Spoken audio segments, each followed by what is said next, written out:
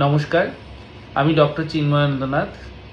আজকের আলোচ্য বিষয় হলো কিডনি স্টোন বা রেনাল স্টোন বা মূত্রথলি বা মূত্রনালীতে পাথর।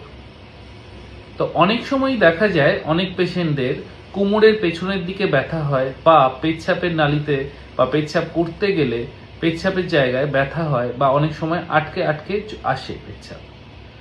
সেই সমস্ত পেশেন্টদের অনেক ক্ষেত্রেই দেখা যায় আল্ট্রাসোনোগ্রাফি রিপোর্ট করালে বা পেটের সিটি স্ক্যান করালে তখন পাথর আসে।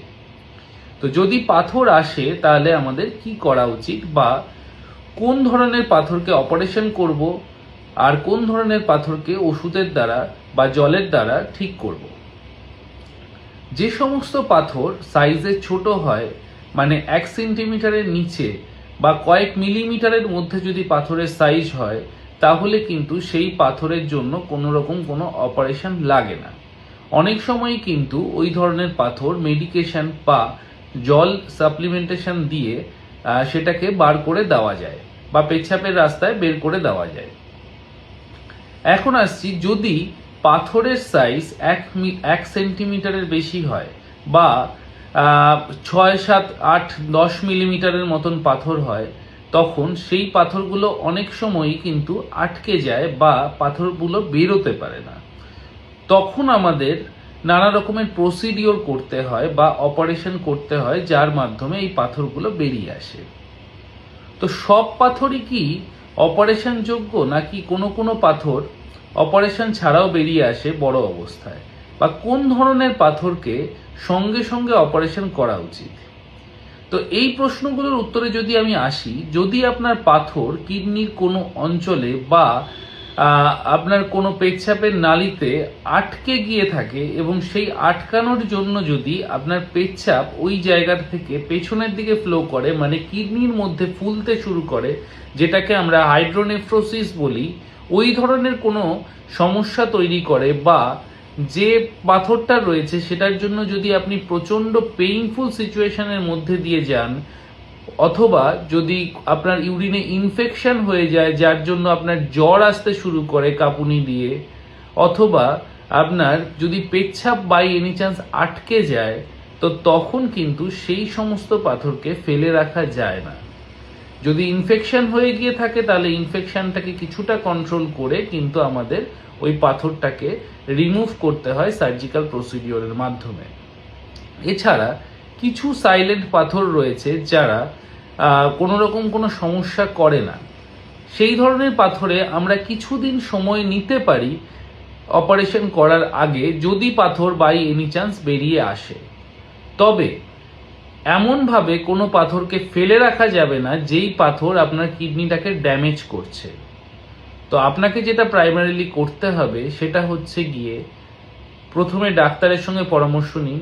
ডাক্তার যদি বলে আপনাকে অপারেশন করতে হবে, তাহলে তার পসিবিলিটিস এবং তার সাইড এফেক্টস সম্পর্কে আপনি ডাক্তারের সঙ্গে আলোচনা করুন এবং তারপরে অপারেশন করান।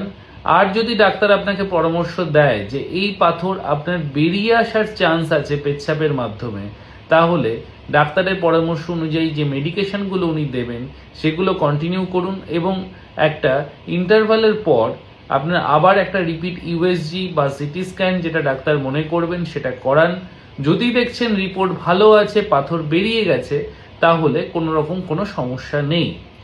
এবার আমি আসছি যে পাথর যদি ধরা পড়ে তাহলে কি ধরনের খাবার বা কি জিনিসপত্র খেলে পাথর বেরিয়ে যাওয়ার চান্সটা অনেকটা বেড়ে যায়, বা যাদের একবার পাথর হয়ে গেছে, বেরিয়ে গেছে, অথচ সেকেন্ড টাইম যেন আবার পাথর হওয়ার চান্স কমে। প্রথমত আপনাকে প্রচুর পরিমাণে জল খেতে হবে।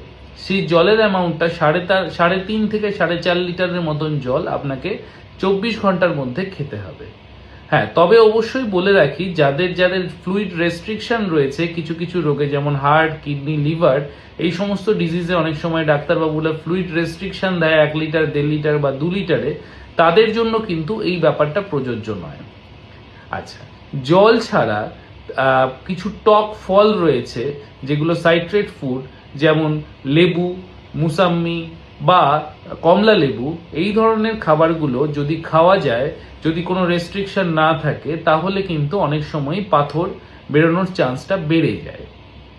এছাড়া একটা হেলদি লাইফস্টাইল মেনটেন করা, ইউরিন অনেকক্ষণ চেপে না রাখা, বা অল্প একটু সমস্যা হলে বা অল্প একটু ব্যথা থাকা অবস্থায় যদি ডাক্তারের পরামর্শ নিয়ে ওষুধ খেতে পারা যায়, তাহলে কিন্তু পাথর অনেক বড় সাইজ হওয়ার আগেই চিকিৎসার মাধ্যমে বার করা যায়।